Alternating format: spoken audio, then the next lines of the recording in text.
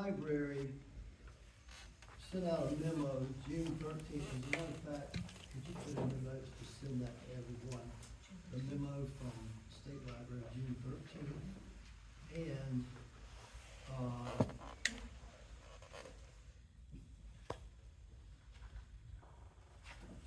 no, actually, it's June 24th.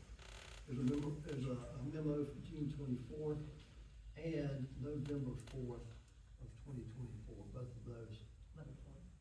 Yeah, have to do with the proviso.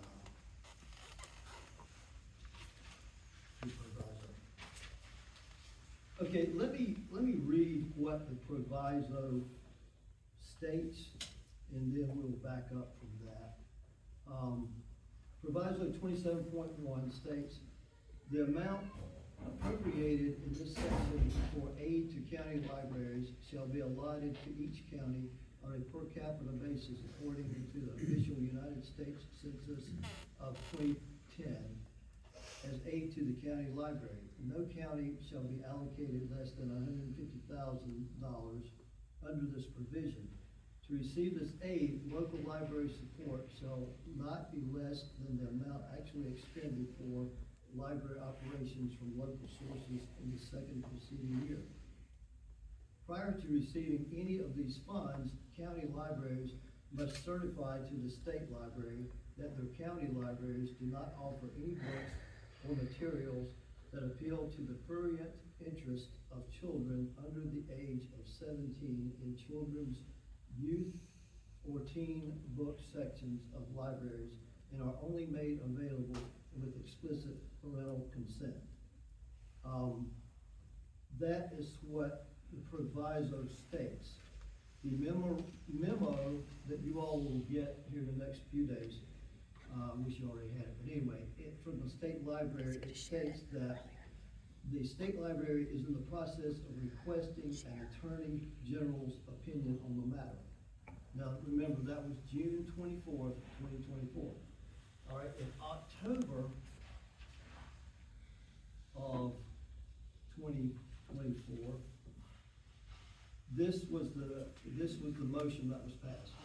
I move that a moratorium be put on purchasing books for minors that contain any sexual content until we have a clear understanding of the significance in the language changes of Proviso 27.1. I referenced State Library memo dated June 24th, 2024. This moratorium will stay in effect until we have further clarification from the Attorney General's office. I went ahead and looked up, okay, what is a state proviso? A state proviso is a clause in a state budget or statute that limits how funds can be spent or adds conditions to an existing law. And I think the state appropriation that we have amounts to $706,000, does it not? That's the line item on our. Okay. It's a lot. It's in that ballpark. Yeah, it's a lot. No, you're right, 706, 160. So, okay, so that was June that this memo came out, October that we passed that motion, and then November 4th, another memo came out from the state library from Lisa Aiken. She said, we received a response from the Attorney General which reads, we decline to opinion on what public library material may or may not appeal to the prurient interest of young adults. We leave those decisions to county public librarians and their boards of trustees. Our long-standing policy is not to opine with respect to factual matters which an opinion cannot determine. As to what library materials appeal to the prurient interest of minors, such involves questions of fact. Thus, we must leave those decisions to county public librarians and their board of trustees. So, we are in the process of doing what the Attorney General said with our policy committee.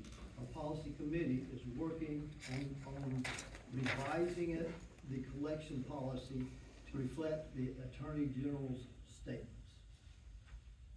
So do we have any thoughts on that? Has this policy committee yet? Have they met?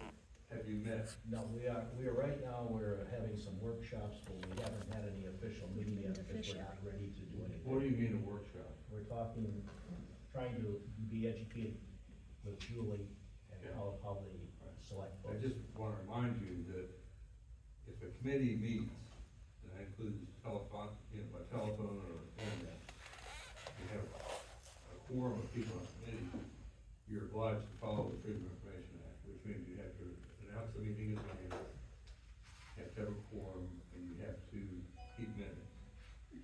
Okay, if everyone, in regard to that, if everyone has their book, I hope you do, that it's the State Library, manual.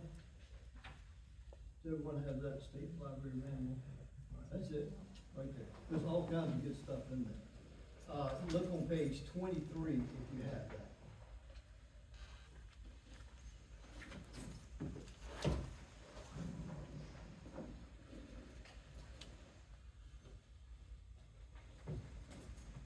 You may never find it in that. You did good, you did good. It's page 23 for me.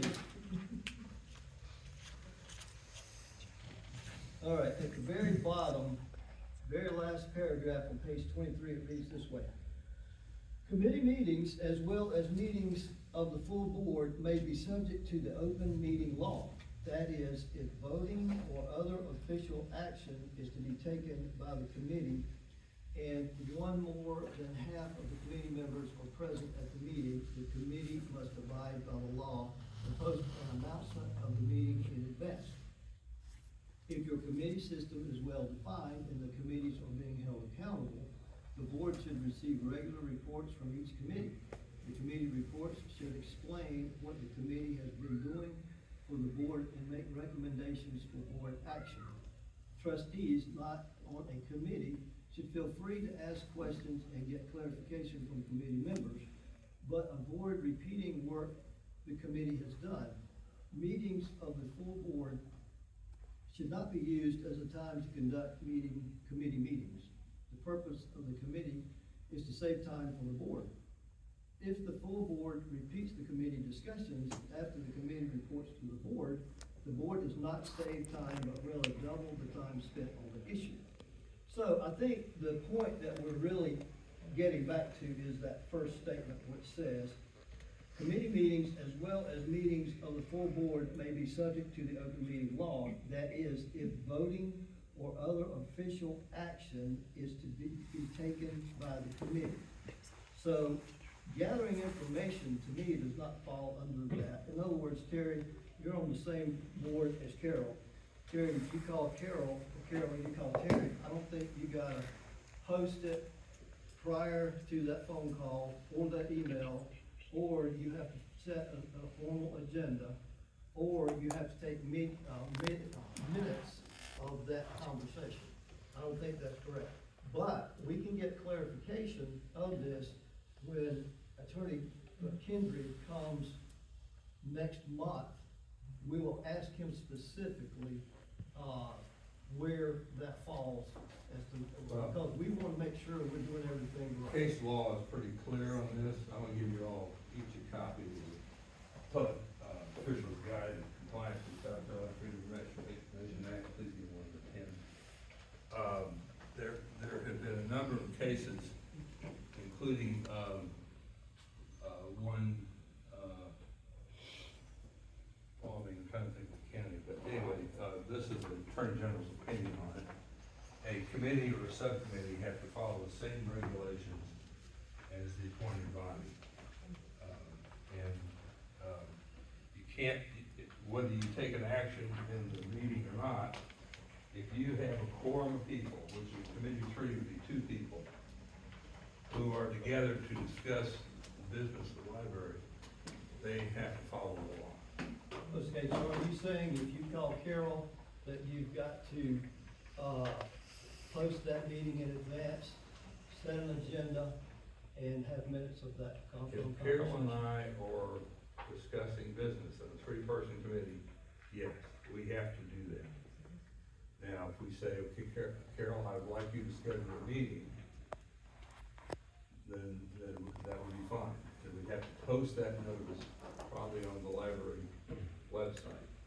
I know it seems inconvenient, but the whole idea of the law is to have the public have access to what we're doing. Now, we haven't had a committee meeting since 2018, according to our website. That's the last time we had a committee meeting. Are we allowed to approach So, board members? obviously, this law hasn't really been amended, or not meeting.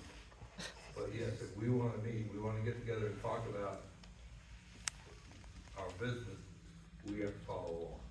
Apparently, there have been very few subcommittee meetings for the past many years, so we're way ahead of the curve on trying to get matters accomplished, in my opinion. But we will get clarification on that for sure, because we want to make sure we're following the law to the letter. Okay. What page is that on here? I have to, The only one I'm finding is legislative committees. Does that apply, are we a legislative committee? I don't think so, I think that's the legislature. It's all public meetings, public bodies.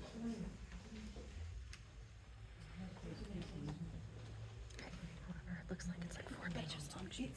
It says, he cut it off. It says, if voting on Section official actions 34A taken by says the all public and bodies one except more as than provided half in the committee subsection members B are and C present. section must give Well, you written can just approach public Terry, notice anybody could do to the that. regular meeting at the beginning of each calendar year. The meeting must include the date, time, and place of the agenda.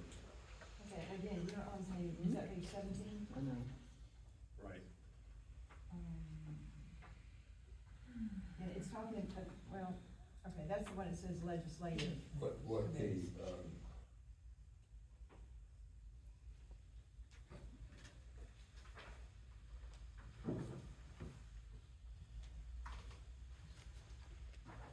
I'll have to get back to that. Basically, law is pretty well Can you established. write it on a Okay, paper? so where are we talking about in this book that pertains to us? I'm looking at page 17. Yeah, speak. Let me check that out. Let me check that. I didn't prepare this ahead of time, so you're gonna have to give me a few minutes to look it over.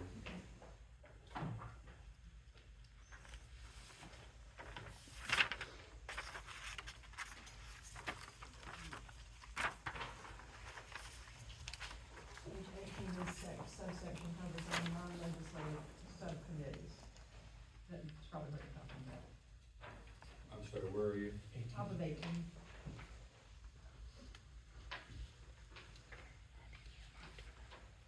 But we will have the attorney here. Yeah, yeah, we'll get clarification on everything, certainly. Because there again, I mean, the main thing is we want to make sure we're doing everything correctly, so that would be a really good question for our, attorney, at that next meeting. All right, well, I think that's pretty much it, unless anyone else has anything of business. Okay, we're doing pretty well here. Well, do I have a motion to adjourn? Okay, go shut. Everyone in favor, raise your hand, please. I think we're unanimous.